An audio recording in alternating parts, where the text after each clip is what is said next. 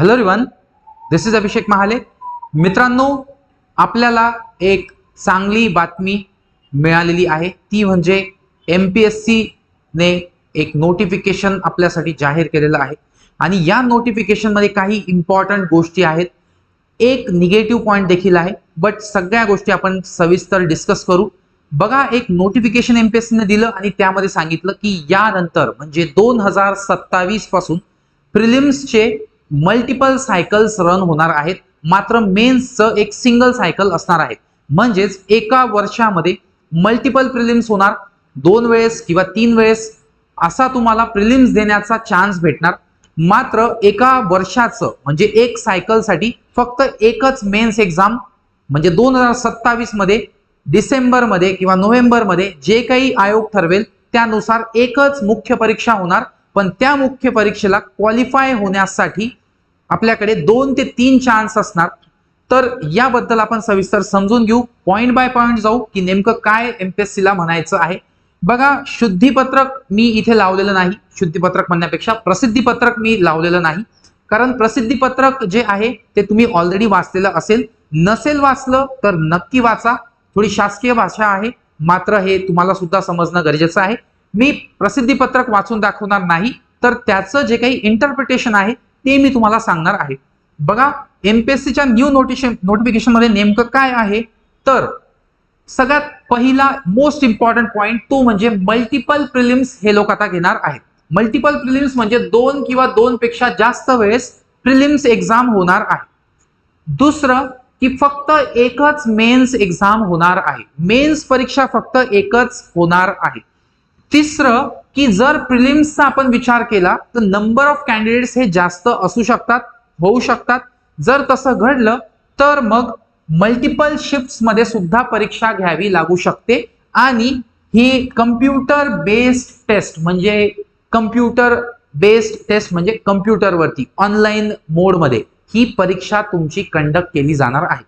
जर सीबीटी करत आहात आणि मल्टिपल शिफ्ट्स मध्ये करत आहात, सपोज 2 शिफ्ट 3 शिफ्ट, तर मग तुम्हाला नॉर्मलायझेशन करणं अनिवार्य होऊन जातं. बिकॉज प्रत्येक शिफ्टला पेपर हा वेगळा असतो, डिफिकल्टी लेवल ही कमी जास्त होत असते, त्यामुळे नॉर्मलायझेशन करण्या वाचून पर्याय नाही. आणि हाच एक छोटा निगेटिव्ह पॉइंट जो आहे, एक रेड फ्लॅग म्हणून थोडासा समोर येत आहे. हे नको होतं मुलांना, त्यामुळेच एमपीएससी कडे जाणं गरजेचं होतं. बट ठीक आहे, एमपीएससी एक चांगल्या पद्धतीने पुढे येईल आणि एमपीएससी एक चांगली पद्धत लावून प्रॉपर नॉर्मलायझेशन करेल असा पूर्णपणे 100% विश्वास आपण ठेवला पाहिजे, कारण खूप साऱ्या चांगल्या गोष्टी एमपीएससी आता करत आहे. सो मल्टिपल प्रिलिम्स, एकच मेन्स, मल्टिपल शिफ्ट्स मध्ये परीक्षा होणार, कम्प्युटर बेस्ड एक्झाम होणार, हे तर झालं क्लिअर. पण नेमकी ही प्रोसेस काय असेल?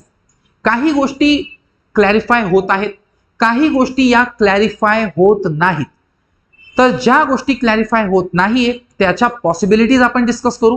ज्या गोष्टी क्लॅरिफाय होत आहेत त्या मी ऑलरेडी सांगितल्या की हे मल्टिपल मेन प्रिलिम्स तिथे होणार, मेन्स मात्र एकच होणार. आता हे नेमकं कसं होणार, म्हणजे जाहिरात 2 वेळेस 3 वेळेस येणार की फक्त प्रिलिम्सची एक्झाम 2-3 वेळेस येणार ऍज अ क्वालिफायर एक्झाम म्हणून, या गोष्टी आहेत. बघा, बऱ्याच लोकांनी व्हिडिओ घेतलेला आहे, प्रत्येकाचं इंटरप्रिटेशन हे वेगळं आहे. माझं जे इंटरप्रिटेशन आहे ते मी तुमच्या सोबत शेअर करत आहे आणि 99% मला वाटतं की त्याच प्रकारे गोष्ट ही असणार आहे. बघा, जे प्रिलिम्स मध्ये होणार आहे ती एक्झॅक्ट मेथड आणि कट ऑफ. आता जर तुम्ही ऍडव्हर्टाइजमेंट 3 वेळेस 4 वेळेस काढायचं म्हणताय, म्हणजे प्रिलिम्स तुम्ही 2 वेळेस घेणार, याचा अर्थ 2 ऍडव्हर्टाइजमेंट टाकणार तुम्ही. सपोज आपली एमपीएससी ची गॅझेटेड सर्व्हिसेसची एक्झाम आहे, ओके, राज्यसेवा पकडू आपण. आता ही राज्यसेवा तुम्ही 2 वेळेस प्रिलिम्स घेणार, समजा 2 वेळेस जर तुम्ही प्रिलिम्स घेतली तर याचा काय अर्थ होईल? याचा हा अर्थ होईल की तुम्ही 2 ऍडव्हर्टाइजमेंट टाकणार. पण 2 ऍडव्हर्टाइजमेंट एकाच वर्षात टाकण्या इतक्या वॅकन्सीज अवेलेबल असतात का, हा प्रश्न आपण विचारला पाहिजे. देअरफोर 2 ऍडव्हर्टाइजमेंट असा त्याचा अर्थ नसून 2 प्रिलिमिनरी एक्झामिनेशन्स असा त्याचा अर्थ घेतला तर जास्त योग्य होईल. बिकॉज तुम्हाला प्रिलिम्स 1, 2 आणि मे बी तिसरी प्रिलिम्स दिली, या तिसऱ्या प्रिलिम्स, 3 प्रिलिम्स पैकी कुठली तरी एक प्रिलिम्स तुम्ही क्वालिफाय करा तर तुम्ही ही अॅन्युअली होणारी मेन्स एक्झाम देऊ शकतात. सिंगल अॅन्युअल मेन्स एक्झाम ही तुम्ही देऊ शकता. तुम्ही या 3 पैकी कुठलीही एक प्रिलिम्स क्वालिफाय करा. मग तुम्ही म्हणणार की सर जर ही ऍडव्हर्टाइजमेंट नाहीये तर याच्यात वॅकन्सीज पण नाही येणार. मग वॅकन्सीज येतील कुठे? वॅकन्सीज येतील मेन्ससाठी. Vacancies are centred all about the mains. मेन्सच्या अवतीभोवती वॅकन्सीज रिव्हॉल्व्ह करतील. प्रिलिम्सला तुम्हाला वॅकन्सीजचा काही रोल राहणार नाही. मग कट ऑफ कसा लावणार? मग कट ऑफ ऑदर पण काही एक्झाम्स आहेत जिथे वॅकन्सीज नसतात तरी ते कट ऑफ लावतातच, जसं की गेट एक्झाम. पर्सेंटाईल बेसवरती ते सिम्पली गेट एक्झामचा कट ऑफ लावत असतात. आणि हे सायकलचा जर विषय केला तर JEE असतील किंवा ऑदर काही कॉम्पिटिटिव्ह एक्झाम्स आहेत, काही एंट्रन्स एक्झाम्स आहेत, त्याच्यातही मल्टिपल सायकल्स असतात एका वर्षामध्येच. सो आधी काय होत होतं की सिंगल सायकल तुमचं 1 वर्ष 1.5 वर्ष चालत होतं. मग आज जर मी प्रिलिम्स फेल झालो, आता रिसेंटली प्रिलिम्सचा निकाल लागला आणि सपोज त्यामध्ये मी प्रिलिम्स फेल झालो, आता मला पुढची ऍडव्हर्टाइजमेंट कधी येणार? पुढची ऍडव्हर्टाइजमेंट मला येणार कधी? तर ती येणार मला डायरेक्टली पुढच्या वर्षी. मग मी पुढच्या वर्षापर्यंत मी काय करू? कारण मी मेन्सला तर क्वालिफाय झालो नाही. मग आता मला एकतर ऑप्शन आहे की मी पुढच्या वर्षीसाठी मी अभ्यास करेल रडत पडत कसा तरी, नाही तर मग दुसरा ऑप्शन आहे माझ्याकडे की मी सोडून देईल. सो रिझन हेच एमपीएससीचं की एक प्रिलिम्स फेल झाल्यावर तुम्हाला 1 वर्ष वाट बघावा लागतो. ते जे वाट बघणं आहे ते आम्ही कमी केलं आणि आम्ही आता प्रिलिम्स जी आहे ती मल्टिपल टाइम्स घेणार. सो एक्झॅक्टली मेथड कशी असेल त्यासाठी एमपीएससी न्यू नोटिफिकेशन टाकेल, शुद्धीपत्रक टाकेल आणि या गोष्टींचं सगळं इलॅबोरेशन ते करतील. त्याच्यात ते तुम्हाला इलॅबोरेट करतील की एक्झॅक्टली त्यांना कशा पद्धतीने करायचंय.